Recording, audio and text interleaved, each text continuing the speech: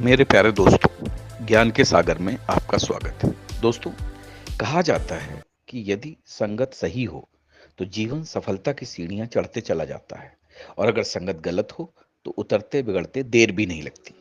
जिन परिवारों, समाजों, देशों में संगत की चिंता की गई, वे आज किसी न किसी क्षेत्र में बहुत आगे निकल गए। जी हाँ, जापान का उदाहरण हम सबके सामने है। 1945 में हिरोशिमा नागासाकी में जब बम वर्षा की गई, उसके बाद से ठीक उसी समय भारत में भी स्वतंत्रता मिली 1947 में। जापान भी 1947 से खड़ा होना शुरू हुआ, जबकि वहां पर हिरोशिमा नागासाकी की जो विभीषिका थी परमाणु बम की, वो सबसे ज्यादा गहरी थी, कि जिसमें आज भी वहां जो बच्चे पैदा होते हैं वो विकलांग पैदा होते हैं। इसके बावजूद सही संगत थी तो जापान बहुत आगे निकल गया, दुनिया का सबसे विकसित देश बन गया, और भारत आज विकासशील होने के लिए संघर्ष कर रहा है। तो ये संगति का असर सब पर लागू होता है, चाहे वो देश हो, चाहे समाज हो, चाहे इंसान हो। खैर, तो आप ये समझिए, संगत की चिंता बचपन में ही सबसे ज्यादा करनी चाहिए, और उसमें भी स्कूल सही संगत सुनिश्चित करने के लिए ही बने हैं। वह स्कूल ही क्या, जो सही संगत न दे सके। बच्चों को सही परिवेश, प्रेरणा और संगत देने के लिए ही माँ बाप अच्छे स्कूल का चयन करते हैं। दोस्तों, आज मैं आपको एक बड़ी ही प्रेरणादायक कहानी सुनाने जा रहा हूँ। जी हाँ, चेन्नई का एक स्कूल वह भी कोशिश में लगा रहता था कि वहां बच्चों को बहुत ही अच्छी संगत दी जाए, बच्चों को प्रेरणा दी जाए, बच्चों को कुछ नया, कुछ अलग करने की कोशिश करवाई जाए। जी हाँ, वहाँ के जो शिक्षक थे, अपने स्कूल में अच्छी संगत के लिए ही ऐसी हस्तियों को आमंत्रित करते थे, जिससे बच्चों को सही दशा और दिशा मिली। जी हाँ, एक दिन उसी स्कूल ने दुनिया के श्रेष्ठतम शतरंज खिलाड़ी विश्वनाथन आनंद को आमंत्रित किया। आनंद के आने से पूरे स्कूल में आनंद ही आनंद छाया हुआ था। अनेक बच्चे आंखें फाड़ कर एकटक देख रहे थे। दुनिया के एक से एक भयंकर धुरंधर खिलाड़ियों को, खतरनाक शतरंजी चालों की से मात देने वाले आनंद विश्वनाथन आज उस स्कूल की शोभा बढ़ा रहे थे। बच्चों के बीच में बड़ा ही कौतूहल का विषय था। हर बच्चा उनसे मिलना चाहता था। उन्हें देखकर बच्चे जितने खुश थे, उससे ज्यादा खुश तो वह खुद बच्चों को देख देख कर आनंद हो रहे थे, क्योंकि बच्चों के बीच में जब भी कोई अच्छा इंसान जाता है तो वो स्वयं भी बच्चा बन जाता है। वह बहुत सलीके से ऐसे बैठे थे और ऐसे बोल रहे थे, मानो जो भी अब तक सीखा है वो सब बच्चों को सिखा देंगे। बच्चे भी उनसे सवाल जवाब कर रहे थे। यही अंतर होता है। धन का धनी इंसान गिन गिन कर कम से कम देना चाहता है, जबकि ज्ञान का धनी इंसान उसके पास जो भी होता है, जो भी ज्ञान हासिल होता है, वो सामने वाले पर लुटा देना चाहता है। आनंद भी उस दिन अपने स्वभाव के अनुकूल स्कूल में ज्ञान की वर्षा करते हुए बता रहे थे कि अपने जीवन में उन्होंने किन किन मुश्किलों का सामना करके कैसे वो विश्व चैंपियन बने। बच्चों और आनंद के बीच में एक बहुत अच्छा संवाद चल रहा था। एक एक बच्चा उनको पूरी तरीके से सुन रहा था। बच्चे उस ज्ञान के स्रोत को अपने अंदर समाहित कर लेना चाहते थे, और आनंद अपने अंदर बसे हुए उस ज्ञान को बच्चों पर लुटाना चाहते थे। चैंपियन बनने के लिए क्या-क्या ज़रूरी है, बच्चों की कामयाबी के लिए क्या-क्या करना चाहिए, सब बातें चल रही थी। बीच-बीच में टीचर भी सवाल पूछ रहे थे। आनंद अपनी बात को सरल से सरल बोली में बच्चों को समझा रहे थे। बस उन्हीं बच्चों में से एक 6 वर्षीय बच्ची भी थी, कक्षा की एक विद्यार्थी।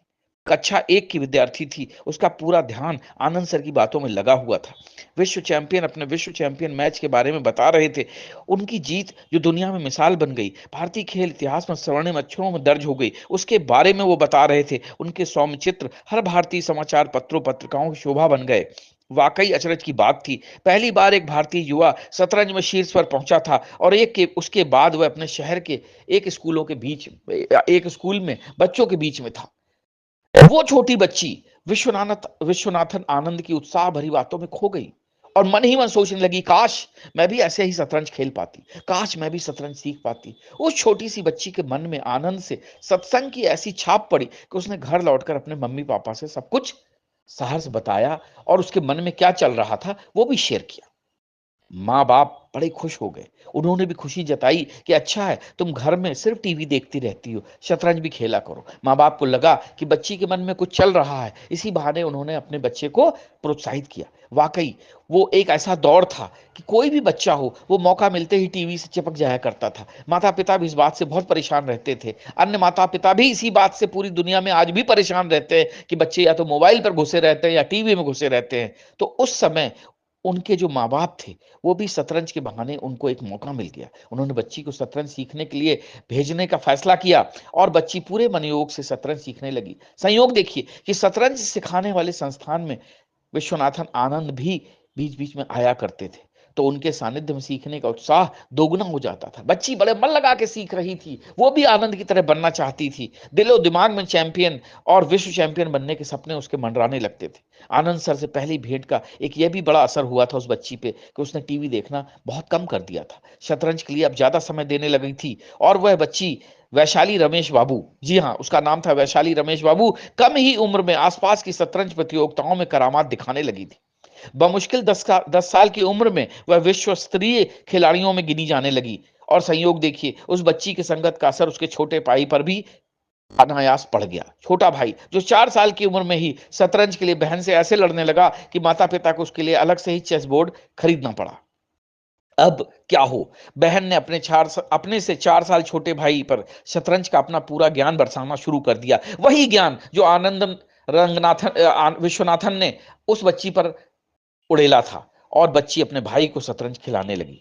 संगत का ऐसा असर हुआ कि भाई प्रज्ञानंद शतरंज में सवाशेर होकर आगे बढ़ने लगे। जहां भी दोनों भाई बहन किसी चाल में फंसते तो मिलकर उसकी काट खोजते। बहन ने भाई को सिखाया तो भाई ने भी बहन को विश्व स्तरीय मुकाबलों में उतरने के लिए प्रेरित किया। दोनों भाई बहन अपनी कुशलता का लोहा मनवाने लगे। बहन इंटरनेशनल मास्टर बनी तो भाई भी महज 10 की उम्र में इंटरनेशनल मास्टर बन गए। ग्रैंड मास्टर बनने वाले वे दुनिया के पहले और अकेले भाई बहन हैं। दुनिया चर्चा करती है कि भाई बहन हो तो ऐसे सफल और संस्कारी। जी हाँ, वैशाली रमेश बाबू और उनके जो छोटे भाई जो हैं प्रज्ञानानंद शतरंज में आज एक मिसाल बन चुके हैं और इनके प्रेरणा स्रोत हैं विश्वनाथन आनंद। तो दोस्तों, संगत जैसी होती है उसका असर वैसा ही दिखाई देता है। अच्छी संगत से बच्चे अच्छे बन जाते हैं, बुरी संगत से बच्चे बुरे बन जाते हैं और मन में कुछ करने की अगर भावना हो तो पूरी दुनिया को अपने कदमों में झुकाया जा सकता है। ये दोनों भाई बहन वैशाली रमेश बाबू और प्रज्ञानानंद आपके सामने एक प्रेरणा स्रोत हैं, जिनसे कि आप बहुत कुछ सीख सकते हैं। जय हिंद, जय भारत।